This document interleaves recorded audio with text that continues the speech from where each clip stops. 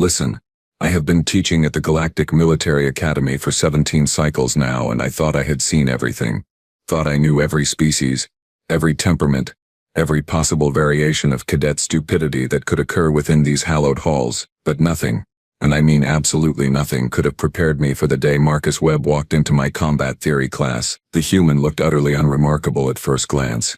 Average height by their species standards, maybe 1.8 meters, with that peculiar brown hair they grow on their heads, and those unsettling forward-facing eyes that always made me wonder if humans were predators or prey. Turns out, the answer was a lot more complicated than I expected. It was a standard morning on Terminus Station, the largest educational facility in the Confederation's southern arm.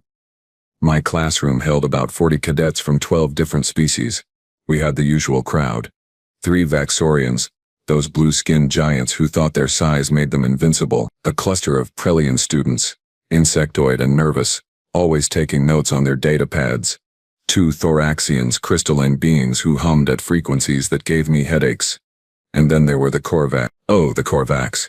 Where do I even start with those oxygen-wasting bullies? They travel in packs, usually 5 or 6 strong, with skin like rough leather and muscles that bulge in places that seem anatomically questionable. Their species had a reputation throughout the academy. Not a good one. They were the type who peaked during basic training and spent the rest of their careers coasting on physical intimidation. Grunt work was their specialty. Thinking was optional. The leader of this particular pack was a specimen named Drektar.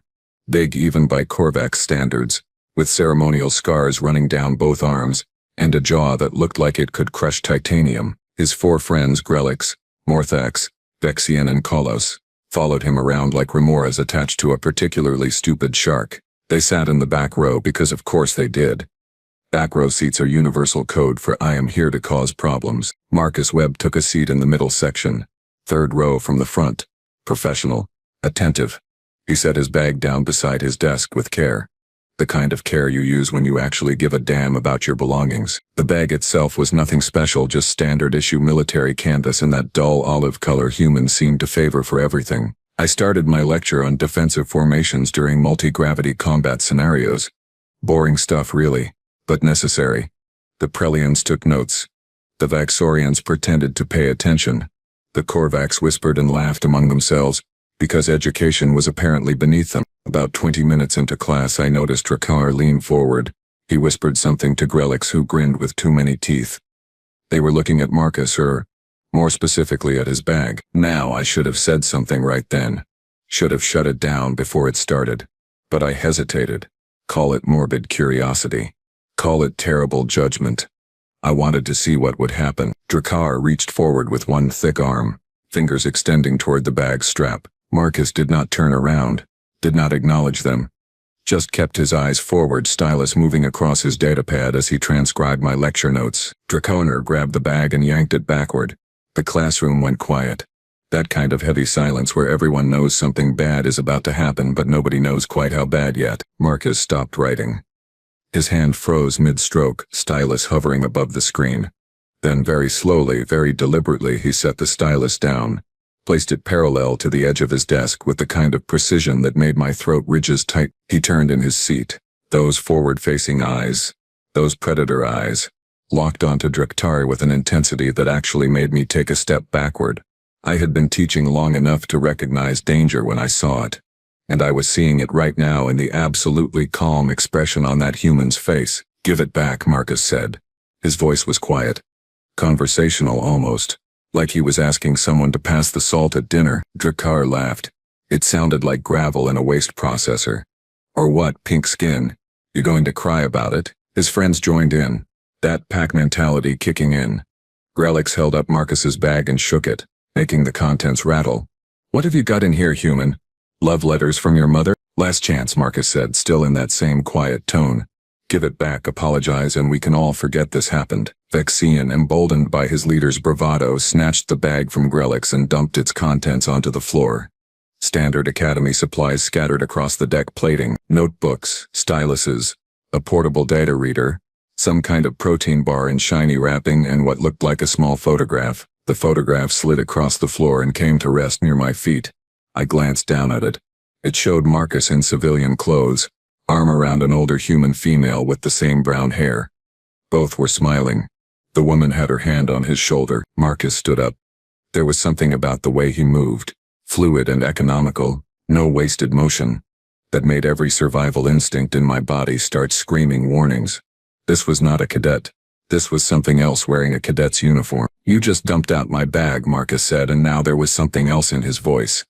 Something cold. That photograph is of my mother. She died 6 months ago. That is the only physical picture I have of her. The classroom had gone from quiet to absolutely silent. Even the Thoraxian stopped humming. Drakkar, because he had the self-preservation instincts of a concussed lemming, laughed again. Ah, did we hurt the humans' feelings? What are you going to do about it, little man? Marcus nodded like Drakkar had just confirmed something he suspected. Okay, he said simply. Then he moved. I have analyzed combat footage from 14 major conflicts. I have watched orbital assault recordings frame by frame. I have studied the galaxy's finest warriors in action. None of it prepared me for what I witnessed in the next 10 seconds. Marcus covered the distance between his desk and Draconer in less time than it takes to blink. One moment he was standing by his seat, the next his fist was buried in Draconer's throat, right in the soft spot below the jaw. The Korvax's eyes bulged, air wheezing out in a strangled gasp, but Marcus was not finished. Not even close. He grabbed Draktari's extended arm, the one that had first touched his bag, and twisted. The sound of the joint dislocating echoed through the classroom like a gunshot. Draktar tried to scream but could not manage more than a choking gurgle with his throat crushed. Grelix lunged forward, all muscle and rage, swinging a fist the size of a melon. Marcus ducked under the punch so smoothly it looked choreographed, came up inside Grelix's guard, and drove his elbow into the Korvax's solar plexus. The air went out of Grelix in an explosive whoosh. Before he could fall, Marcus grabbed his head and slammed it down onto the nearest desk with a sickening crunch. Morthex and Vexian came at him from both sides, trying to use their numbers advantage. Stupid. Marcus dropped into a crouch, swept Morthex's legs out from under him, then sprang up and drove both palms into Vexian's chest. The impact sounded like a hammer hitting meat. Vexian flew backward and crashed into the wall hard enough to crack the panel. Morthex, still on the ground, tried to grab Marcus's ankle. Wrong move. Marcus stomped down on the outstretched hand, and I heard bones break. Then he delivered a kick to Morthax's head that snapped it sideways at an angle heads should not go. Kalos, the only one still standing, seemed to realize he had made a terrible mistake. He tried to back away, hands up in surrender. Marcus tracked him like a missile system locking onto a target. Please, Kalos managed. We did not mean anything. Marcus walked forward, each step measured and purposeful. You dumped out my bag. You disrespected my mother's memory. You thought you could bully someone because you are big and mean. He grabbed Kolos by the front of his uniform and pulled him close, those predator eyes boring into him. Let me teach you something about humans. We are not the biggest. We are not the strongest. We are not the fastest, but we are absolutely positively the most vindictive species in this galaxy when you mess with the things we care about. Then, Marcus headbutted him. Just straight up cracked his forehead into Kolos's face with enough force to shatter the Korvax's nasal ridge. Kolos dropped like a puppet with cut strings. 10 seconds, maybe less. 5 Korvax cadets, each outweighing Marcus by at least 40 kilos, all down and bleeding. Marcus stepped back, breathing only slightly harder than normal, and surveyed the damage with the detached interest of a craftsman examining his work. Then he knelt down, picked up the scattered contents of his bag, and carefully, almost reverently, retrieved the photograph of his mother. He looked at it for a moment, thumb brushing across the surface before tucking it safely into his pocket. The classroom remained frozen. 40 cadets sat in shocked silence, watching this human calmly pack up his belongings, while 5 unconscious Korvax leaked various fluids onto the floor around him. Marcus shouldered his bag, turned to face me, and spoke in that same quiet, conversational tone he had used before. Professor Kelvik, I apologize for the disruption. I will file a formal incident report with station security and accept whatever disciplinary measures the Academy deems appropriate. With your permission, I would like to take my seat and continue taking notes. I opened my mouth, closed it, opened it again. No sound came out. What was I supposed to say? I had just watched a human cadet dismantle 5 attackers with the casual efficiency of someone doing meal prep. Security, I finally managed to croak into my comm unit. Medical emergency in classroom 7. 5 cadets down. possibly critical. Marcus waited patiently while I made the call, then walked back to his desk, sat down, picked up his stylus, and looked at me expectantly, ready to resume his notes. The medical team arrived 4 minutes later, rushing in with grav stretchers and emergency equipment. They stopped dead when they saw the scene. One of the medics, a Prelian named Kixa, who I knew from faculty social events, actually dropped her scanner. "What in the holy void happened here?" she breathed, compound eyes taking in the carnage. "Training accident," I heard myself say, and honestly, I do not know why I said it. Maybe because the truth sounded insane. Maybe because some part of me recognized that Marcus Webb had only defended himself and his property, even if his response was disproportionate enough to qualify as a war crime in some systems. The medics loaded up the unconscious Korvax. Drakari was already showing signs of throat swelling that would require immediate intervention. Grelix had a concussion severe enough that his motor responses were twitching erratically. Morthax's hand looked like someone had put it through a trash compactor. Vexian had 3 broken ribs and a punctured lung. Kolos, lucky Kolos, only had a shattered nose and possible skull fracture. All of them would survive. Barely. But they would spend the next 3 weeks in intensive care, being put back together by machines and medication. As the medical team hauled the last stretcher out of my classroom, I turned back to my remaining students. They were all staring at Marcus, expressions ranging from terror to awe to something approaching worship. Marcus sat calmly at his desk, stylus ready, waiting for me to continue the lecture. I cleared my throat. Right. As I was saying before the interruption, defensive formations and multi-gravity scenarios require careful consideration of species-specific physiology. My voice sounded distant, like it belonged to someone else. I taught for another 30 minutes on pure autopilot, my mind replaying those 10 seconds over and over, trying to process what I had witnessed. When class finally ended, the other cadets practically scrambled to get out, shooting nervous glances at Marcus as they filed past. The human packed up his belongings with the same methodical care he had shown at the start of class, completely unbothered by the bloodstain still drying on the floor. I should have let him leave. Should have filed my report and moved on. But I could not help myself. "Cadet Webb," I called as he reached the door. He turned, eyebrows raised politely. "Yes, Professor." That was not standard academy hand-to-hand training. A small smile tugged at the corner of his mouth. "No, sir, it was not." "Where did you learn to fight like that?" The smile faded. His eyes went distant for a moment, looking at something I could not see. "My mother taught me. She was a Marine, served in the Outer Rim conflicts before I was born. She said the galaxy was full of bullies, and bullies only understand one language." "What language is that?" "Overwhelming force applied with extreme prejudice." He adjusted the strap of his bag on his shoulder. "She also taught me that some things are worth fighting for. Respect, dignity, memory. You let someone disrespect those things once, they will keep doing it. Better to set firm boundaries early." I nodded slowly, processing this. "Firm boundaries? Is that what you call putting 5 cadets in intensive care?" "They will heal," Marcus said simply. "And they will remember. Next time they think about bullying someone, maybe they will reconsider. Maybe they will save some other cadet from the same treatment." So really I did them a favor. Educational experience and all that. The absolute audacity of this statement left me speechless. Marcus gave me a small nod, professional and courteous. "If there is nothing else, Professor, I have tactical analysis in 20 minutes. I would prefer not to be late." "Dismissed," I heard myself say. He walked out, leaving me alone in a classroom that smelled of blood and disinfectant, wondering what the hell humanity had unleashed on the unsuspecting galaxy. That was 3 weeks ago. The incident report I filed was reviewed by Academy Command. They interviewed witnesses, examined medical reports, and reviewed security footage from the hallway cameras. The footage did not capture what happened inside my classroom, but it showed the Korvax walking in looking aggressive and being carried out on stretchers. The conclusion, delivered by Commander Thex herself, was perhaps the most damning thing I have ever heard an authority figure say. Cadet Webb acted in self-defense against 5 aggressors who destroyed his personal property and issued physical threats. His response, while excessive, falls within acceptable parameters for human defensive behavior.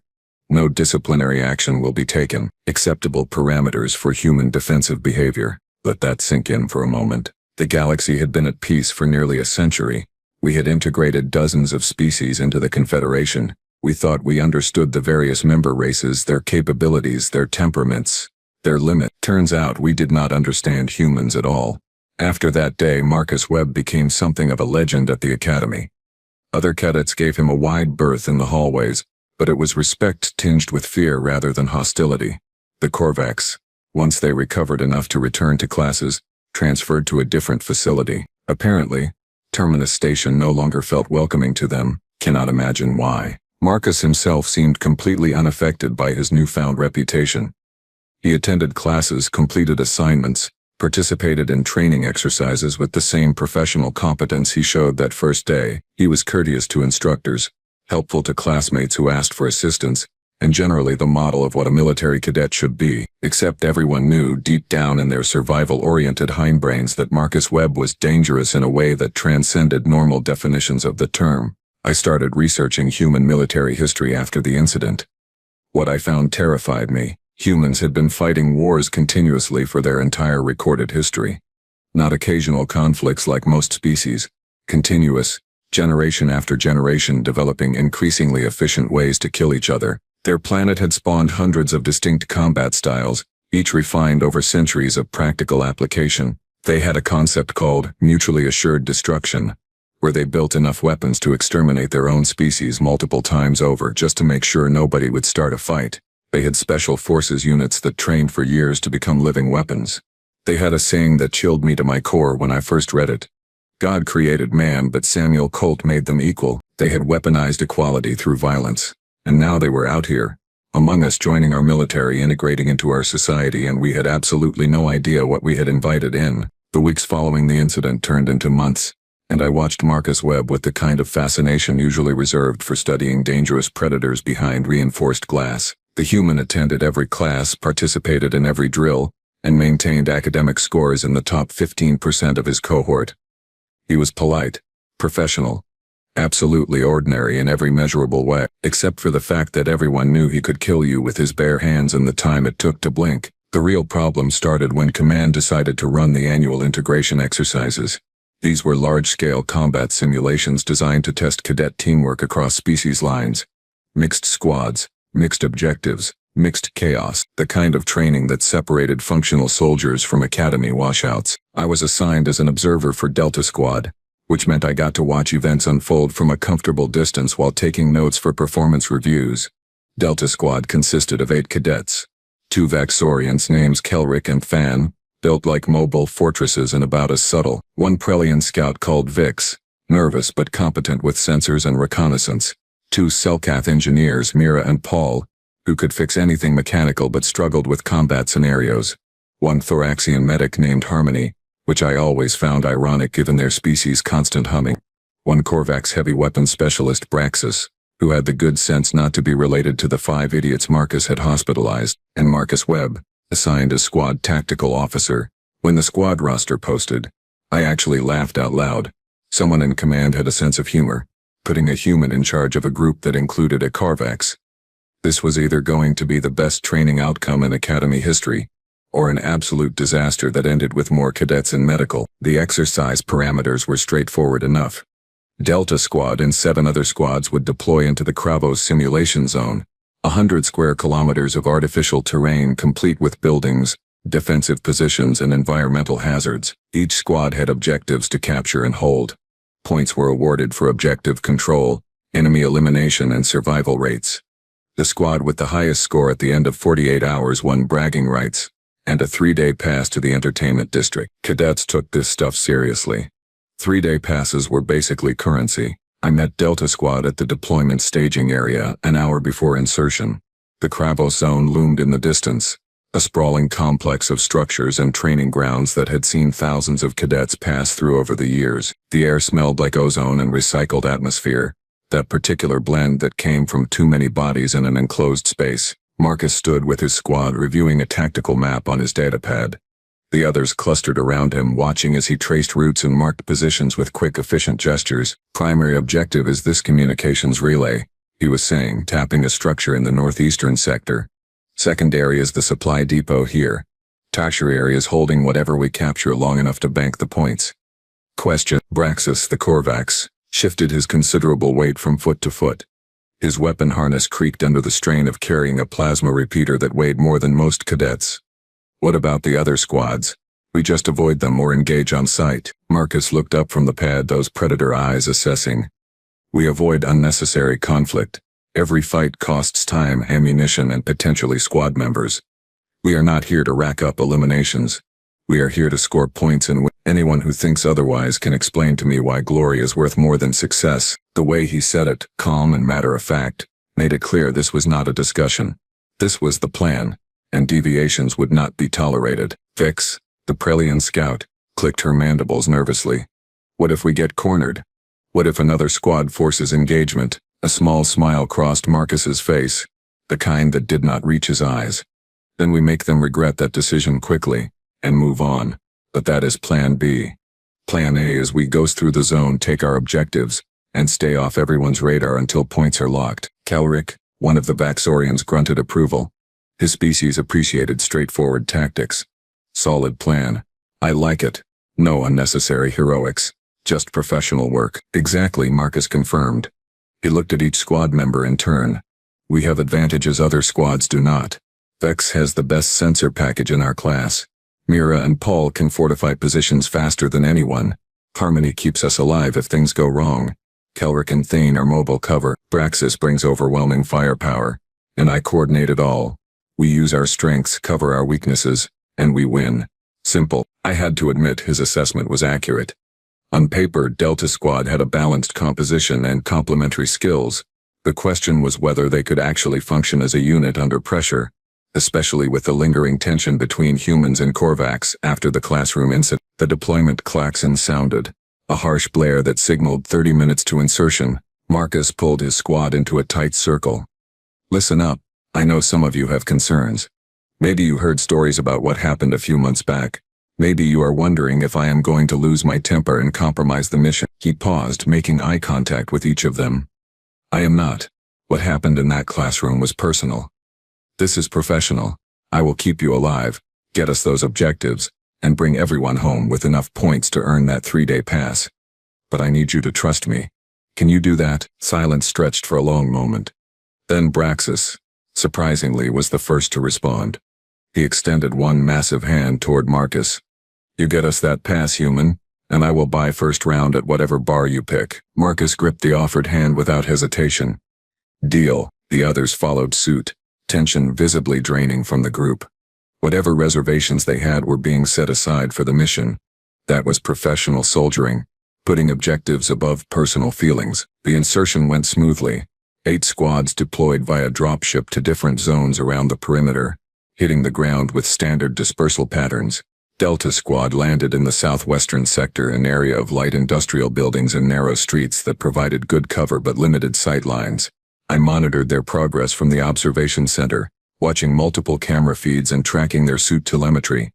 Command had eyes on everything, recording every moment for later analysis and training purposes. Marcus had them moving within 60 seconds of touchdown, a tight formation with Vix on point running sensors, Kelric and Than providing mobile cover on the flanks, and Braxis bringing up the rear with that massive plasma repeater, ready to discourage pursuit. They covered the first 2 kilometers without contact, moving through the urban terrain like they had been training together for years instead of weeks. Marcus called movements and positions in short, clear bursts over the squad channel. No wasted words. No confusion. The communications relay came into view, a 3-story structure bristling with antenna arrays and sensor equipment. According to the exercise parameters, holding it for 30 minutes would bank significant points and provide tactical intelligence on other squad positions. Vix. Scan it, Marcus ordered. The Prelian worked her equipment, compound eyes reflecting the glow from multiple displays, reading 2 heat signatures inside. Ground floor. Likely enemy cadets. No heavy weapons detected. Upper floors clear. Mira, Paul, how fast can you fortify once we clear it? The Selkath engineers consulted briefly. Give us 10 minutes and we can turn the ground floor into a bunker. 20 minutes and we can set overlapping fields of fire from the upper window. Marcus nodded. Kelric, Than, you are the hammer. Braxis, you are the anvil. Vex stays on sensors. Engineers ready to move on my mark. Harmony, you stay with them. I will coordinate from mid-range. Everyone clear. Affirmatives came back across the channel. Execute in 30 seconds. I leaned forward in my observation chair, watching the feeds intently. This was basic small unit tactics, The kind of operation that should be routine for Academy cadets. But execution separated good planning from bodies on the ground. The Vaxorians hit the front entrance like a battering ram, their armored bulk smashing through the barrier with casual violence. Sounds of weapons fire erupted immediately, the sharp crack of training rifles filling the audio feed. Praxis moved to cover the rear exit, that plasma repeater trained on the door with steady aim. If anyone tried to escape, they would run straight into overwhelming firepower. Marcus held position at a corner 30 meters out, datapad showing him feeds from everyone's helmet cameras. He was seeing what they saw, processing multiple inputs simultaneously, looking for problems before they developed. The weapons fire stopped after maybe 20 seconds. Ground floor secure, Kelrick reported. 2 enemy cadets eliminated, both from Gamma Squad.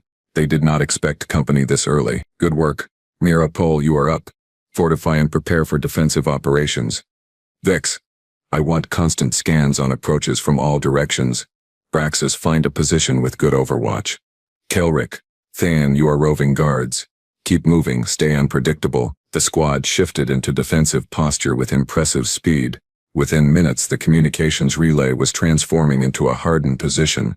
The engineers set up barrier projectors, established firing positions, and created overlapping kill zones that would make any assault costly. 20 minutes passed.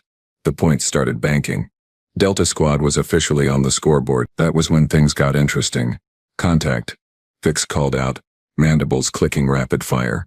Multiple signatures, northeast approach. I count 6, no 7 heat sources. Moving with tactical spacing. Estimate 2 minutes to engagement range. Marcus studied his datapad. Identify squad if possible. Transponders read as Beta Squad. Mixed composition, heavy on Korvax. I saw Marcus's expression shift slightly, that predator focus intensifying. Beta Squad was led by a cadet named Vorlax, another Korvax who had a reputation for aggressive tactics and personal glory. He was also a cousin to Draktar, one of the 5 Marcus had hospitalized. This was about to get personal whether Marcus wanted it to or not. All positions, hold fire until my command, Marcus said, voice calm. Let them get close. I want to know their intentions before we commit. Beta Squad approached the relay with textbook caution, using cover and moving in coordinated bounds. They were competent. I had to give them that. Vorlax had trained his people well. They stopped about 50 meters out, taking positions behind debris and building corners. A tense silence settled over the area. Then Vorlax's voice came over the open channel, broadcast so everyone could hear. Delta Squad, this is Beta Squad. We are claiming this objective. Withdraw now and we will let you leave without eliminations. Resist and we will rack up points with your unconscious bodies. Marcus keyed his mic. Beta Squad, this is Delta Squad Tactical Officer. We claimed this objective first and have already begun banking points. Find another target. The zone is large enough for both of us. Not good enough, human. There was venom in how Vorlax said that last word. I have a score to settle with you. My cousin spent 3 weeks in medical because of you. Time to return the favor. I watched Marcus close his eyes briefly, like he was counting to 10 in his head. When he opened them again, his expression was resigned, like someone accepting an unpleasant but necessary task. This is personal then, not tactical. Call it whatever you want. You have 30 seconds to abandon the relay or we come in and drag you out. Marcus muted his external mic and switched to squad-only channel. Everyone listening? This is not about the exercise anymore. Beta Squad is here for revenge, which means they are going to be aggressive and sloppy. We use that. Praxis, I need you on that plasma repeater but firing suppression only. Do not eliminate anyone unless absolutely necessary.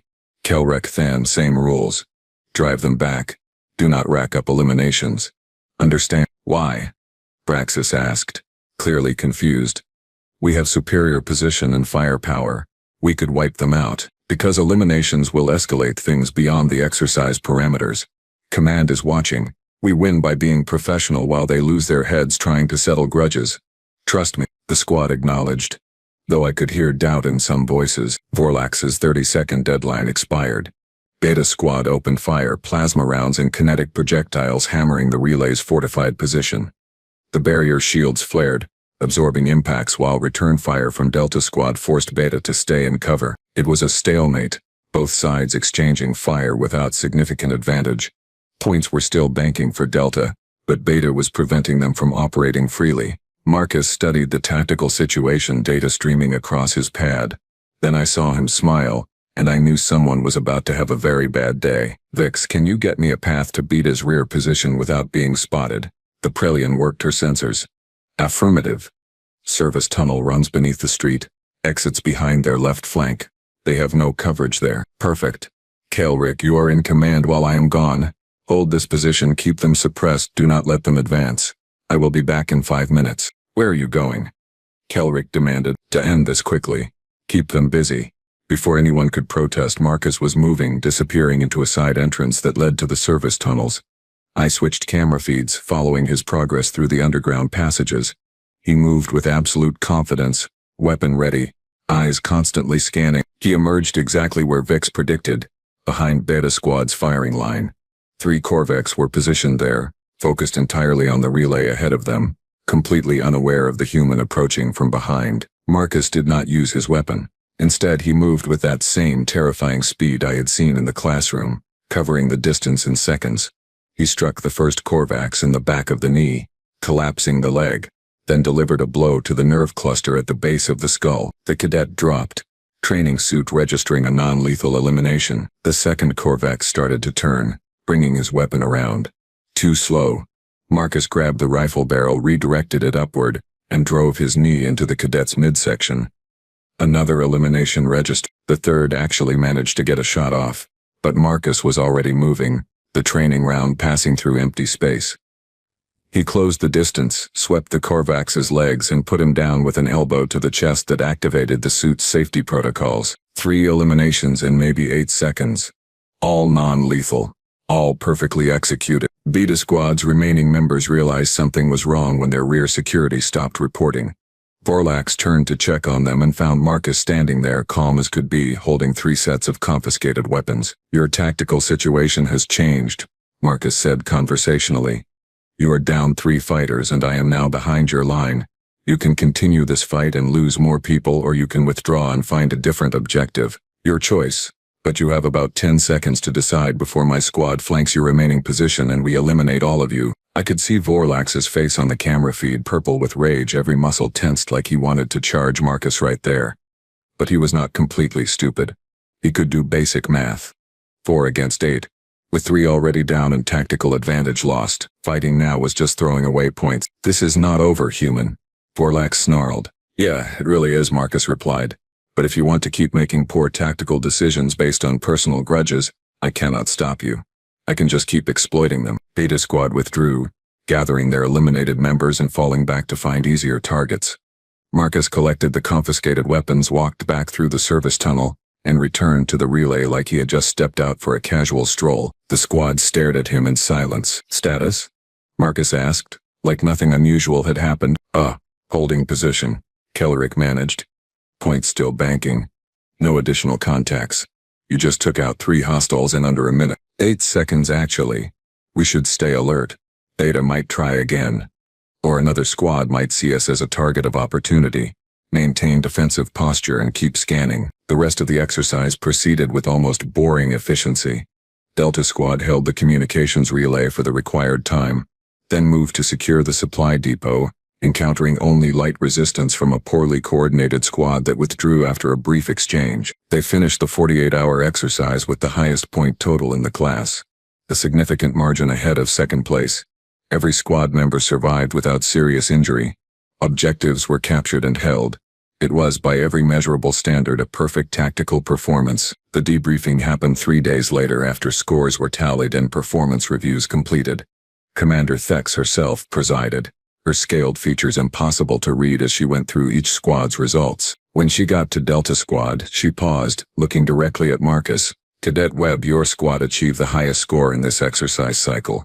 Your tactical planning was sound, your execution was flawless, and you brought everyone home safely. By all accounts, this should be commended. Thank you, Commander, Marcus said, standing at attention. However, your decision to personally engage 3 enemy cadets in close combat, while effective, was not strictly necessary.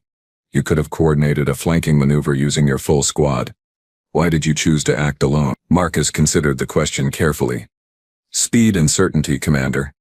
A full squad maneuver would have taken longer and created more opportunities for something to go wrong. I assessed that I could neutralize the threat quickly with minimal risk. And that assessment proved correct. Minimal risk to whom? You were outnumbered 3-1. That small smile appeared again. Respectfully, Commander. I was never in danger. Those cadets were focused on the wrong direction, using poor spacing and operating on emotion rather than tactics. The outcome was never in doubt. The absolute confidence in his voice was staggering. He was not boasting. He was simply stating facts as he saw them. Commander Thek studied him for a long moment. You are aware that your actions, while effective, contribute to a growing reputation. Other cadets are beginning to fear you, Cadet Webb. Is that conducive to unit cohesion? No, Commander. It is not. But respect born from demonstrated competence. Is my squad trusted me because I kept them safe and achieved our objectives? That trust is worth more than being lost. She nodded slowly. Dismissed, Cadet. Enjoy your 3-day pass. You earned it. Delta Squad celebrated that night at a bar in the entertainment district, the kind of place where Academy cadets went to forget about training and exams for a few hours. Braxis, true to his word, bought the first round. Then the second. Then he lost count and just kept buying. I was not there personally, but I heard about it from other faculty who happened to be in the area. Apparently Marcus Webb spent most of the evening listening to his squad mates tell increasingly exaggerated versions of the exercise, nodding along and occasionally correcting details when the stories got too far from reality. At one point Braxis, well into his cups, put one massive arm around Marcus's shoulders and declared loudly that any human who could make Beta Squad run away with their tails between their legs was all right by him. The whole bar heard it. Nobody argued, and that, I think, is when I truly understood what humanity represented in our nice, orderly, peaceful galaxy. They were not here to conquer, not here to dominate. They were here to integrate, to contribute, to be part of something larger than themselves. But they were also here to remind us, gently at first and then with increasing firmness, that respect was earned through action, that bullies would be met with overwhelming response, and that you really truly did not want to mess with someone's bag when it contained the last photograph of their deceased mother. The galaxy was changing, whether we were ready for it or not. Humanity had arrived, and they were teaching us lessons we did not even know we needed to learn. Marcus Webb graduated at the top of his class 6 months later. Last I heard, he was assigned to a joint operations task force on the Outer Rim, leading mixed species units in peacekeeping operations. His commander submitted a commendation after just 3 months, citing exceptional leadership and tactical innovation. I still teach at the academy, still watch new cadets file into my classroom every cycle, and every time I see someone reach for another person's belongings, every time I notice that particular kind of bullying behavior starting to emerge, I tell them a story. I tell them about the human cadet whose bag got dumped, about 10 seconds that changed 5 lives forever, about a photograph of a mother and the son who loved her enough to put people in intensive care over her memory. Most of them think I am exaggerating, making it up to scare them straight, but every so often a cadet will look at me with wide eyes and ask, "Is that story really true, Professor?" And I will nod completely serious and say, "Every word. So maybe think twice before you touch someone else's property. You never know when you might be messing with a human." The lesson sticks.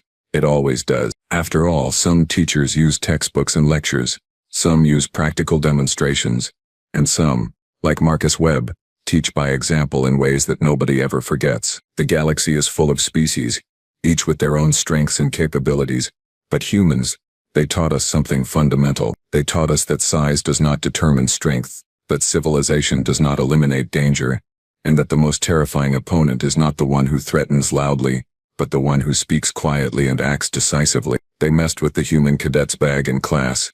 He sent 5 alien thugs to the ICU in just 10 seconds, and in doing so he taught the entire academy a lesson that would echo through decades of military training. Do not start fights you cannot finish. Do not bully those you perceive as weak. And above all, never ever underestimate a human who has something to prove and nothing left to lose. The story ends there, but the legend continues. Somewhere out in the black, Marcus Webb is still serving, still leading, still demonstrating that humanity earned its place among the stars not through size or strength but through sheer, bloody-minded determination to never back down from what they believe is right. And honestly, I am glad they are on our side, because the alternative is absolutely terrifying.